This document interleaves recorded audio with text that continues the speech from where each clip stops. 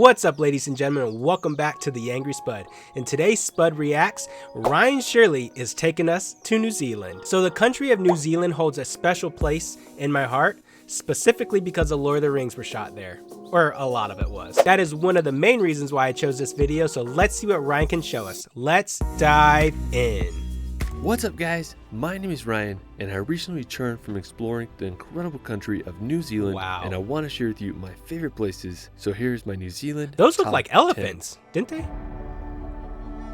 Already I can tell it just looks like Australia a lot. Located But this in the is southern beautiful. hemisphere, Holy. New Zealand is made up of two main islands, and it's easily one of the most beautiful countries on Earth. From the daunting mountains of the Southern Alps to the wonders of the Milford Sound, New Zealand is waiting to be experienced. Let's start this video off at Cathedral Cove. When I imagine New Zealand, this is one of the first places that come to mind. It's located on the Coromandel Peninsula, and it's about a 2.5 hours drive from Auckland. To get to Cathedral Cove, you can either hike or take a water taxi. The hiking path was closed when we were there. Oh, I feel like this is a place where you could get married. Like 100%. That would be like just crazy. Oh, having just the waves crash on the rocks right there. Oh, that's beautiful. So we took the water taxi, which is located on Hahe Beach. The water taxi was this carboat hybrid that could drive up onto the beach, and it cost about $50 USD for the round trip tickets. I mean, the boat ride I into need the one cove of was those beautiful. boats. There were these white rock cliffs that were so unique. We boated around the Te Hoho Rock, which is the crowning feature of the area and possibly the most iconic rock in New Zealand. The water taxi then drops you off on the beach, and you can explore it for about an hour before the return. The area is amazing. There's an archway that gives you the famous view of the Te Hoho Rock. We had a great time just enjoying the beach and area, and I understand why it's one of the most famous places in New Zealand. Another nearby spot is the Hot Water Beach. It's located just 9 minutes from Cathedral Cove, and it's this beautiful area, and what's special about it is that there's this small spot on the beach where thermal hot water rises from the sand, and you can take little pools to relax in during low tide. We went here. No, that is legit.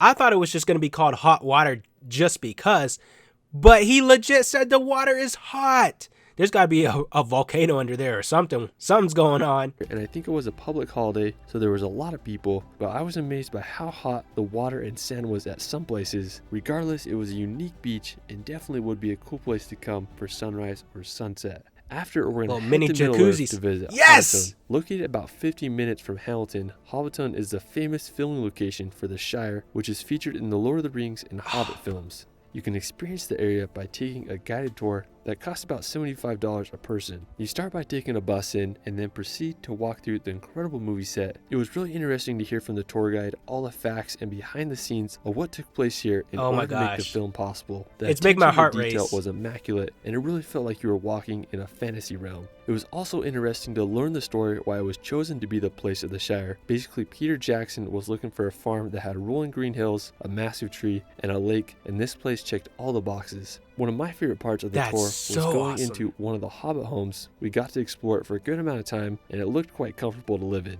After, we walked over the bridge and explored a little bit more of Hobbiton. If you're a Lord of the Rings fan, you gotta come and experience the Shire. That's on my bucket list for sure. Back to the coast to visit Three Sisters. Located about 2.5 hours drive from Hamilton, Three Sisters is this incredible beach area. Now, to reach it, we parked and walked on the muddy and slippery banks of this river. When we got to the beach, I was amazed at the color of the black sand, and then there's these beautiful sea stacks in the distance. There's also this unique rock formation called Elephant Rock that looks like it's having a trunk go into the sand. And we had a good time exploring here. That's what I thought too. It would be a great place to watch the sunset. After, we're going to head to Egmont National Park. Located near the town of New Plymouth, the main feature of the national park is Mount Taranaki. If you look at the park and Mount Taranaki from space, there's an almost perfect circle of trees that shows the park's boundaries. I really wanted to go to the Pouakai Circuit Reflective Tarn. That's really cool. It was, are those trees, they're just like that, or was that specifically placed like that, like they were cut down in a circle? I wonder if somebody knows that. We started on the Mangori Track trailhead, and it was a steady incline through a forest, and we reached the Pouakai Mountain Hut. We continued on these raised boardwalks that went through some beautiful vegetation with a constant view of Mount Taranaki. After 2 hours of hiking, we made it to the Tarn, which is basically this little pond. It was smaller than I imagined, but it offered a beautiful view of Mount Taranaki. If there was no clouds or wind, it would be a perfect reflection of the volcano. We enjoyed resting there for a bit and taking in the view. It was definitely a challenging trek and took us 4 hours to do, but I'm glad we did it. After, we're going to head to the South Island. We left from Wellington and took the ferry that crosses the Cook Strait. It was about a 3-hour journey and a nice it's like boat a whole ride. ship. We arrived at the town of Picton, which is located in the Marlborough Sounds, which is an incredible area on the northern point of the southern island with picturesque bays and scenery. Afterwards, we're going to head to Varnariki Beach. Located about 4.5 hours drive from Picton, this was easily my favorite beach we visited in New Zealand. To reach it, it was a beautiful 15-minute walk, and when we got to the beach, I was blown away by the beauty of this place. The windswept sand was so picturesque and felt otherworldly. Now, the crowning feature of the area is the Archway Islands. They are the set of 2 islands that have a bunch of arches in them. I mean, they're so unique and epic. We had a great time waiting around for sunset and watching the islands light up with an orange glow. While it is out of the way, this place was well worth the journey to get there. After, we're going to head south to visit Lake Tekapo, located about a 3 hours drive from Christchurch. Island. Lake Tekapo is this incredible blue lake. If you come here between the months of November to January, you might be able to see the scenic lupine flowers around the lake. The area around Lake Tekapo is also one of the best places in the world to see the night sky. After, we're going to head to Mount Cook. Located about an hour's drive from Lake Tekapo, Mount Cook is the tallest mountain in New Zealand with a height of 3,724 meters. When you're heading towards Mount Cook, you'll drive on the shores of Lake Pukaki. I think this is one of the most beautifully colored lakes I've ever seen. The water was just so perfectly blue at that. thanks to the glacier runoff. Now, the drive to Mount Cook is arguably one of the most scenic in the world, and you'll have views in the incredible southern Alps coupled with the glacier blue waters of Lake Pukaki. Now, once you arrive at Mount Cook National Park, there's a lot of hikes you can go on. One of the most famous is Hooker Valley Track. It's about a 10-kilometer round-trip trek, and it takes about 3 hours to do. The trail is relatively easy with a steady incline. One of my favorite features of the hike is the swing bridges that cross the glacial rivers. They offer amazing views, especially the first one that has a great lookout into Mueller Lake.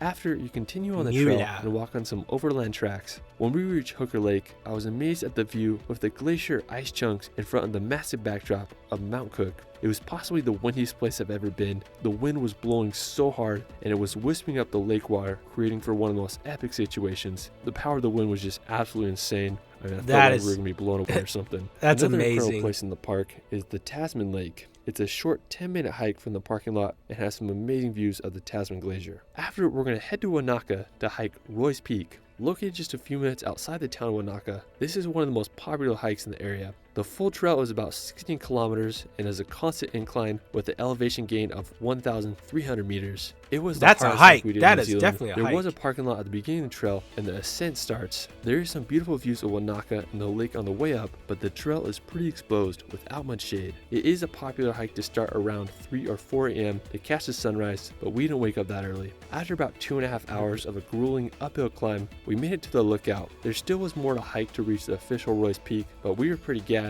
and I decided this is as high as we were going to go. There was a nice little trail. Bro is tired. A incredible lookout and view of the area. If you're in Wanaka and want a challenging day hike, Roy's Peak is a great option. While you're in the area, you can also visit the world famous tree found on the shores of Lake Wanaka. After, we're going to head back to the coast. Why was that tree famous? Does somebody know? Is it just because it's like out in the middle of nowhere? To visit Nugget Point Lighthouse. Located about a 3.5 hours drive from Wanaka, Nugget Point is this incredibly scenic lighthouse that was opened in 1870. To get to the lighthouse, it's a short walk from the parking lot, and the area is full of incredible sea cliffs. The lighthouse overlooks a bunch of jagged rocks that jut out of the sea. They definitely would have been dangerous to unknowing sailors. Another nearby beautiful place is Puakanui Bay. There's an amazing beach coupled with impressive sea cliffs, and it's also an ideal place for camping. For our final location, we're going to visit... I love collecting like really cool rocks and crystals and all that.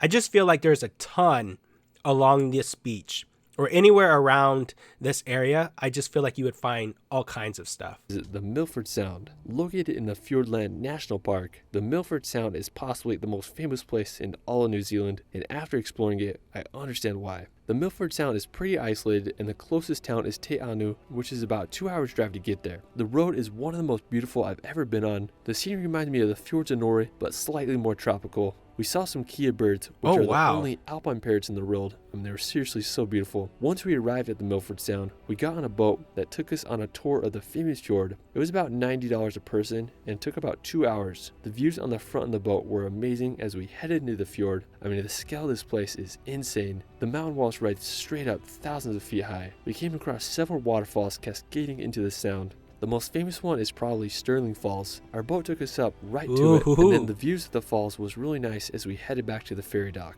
Now after That's the boat actually tour, huge. Look at that. You don't really realize how big this waterfall is. I mean, look at the boat or the ferry down here compared to the waterfall. That's crazy.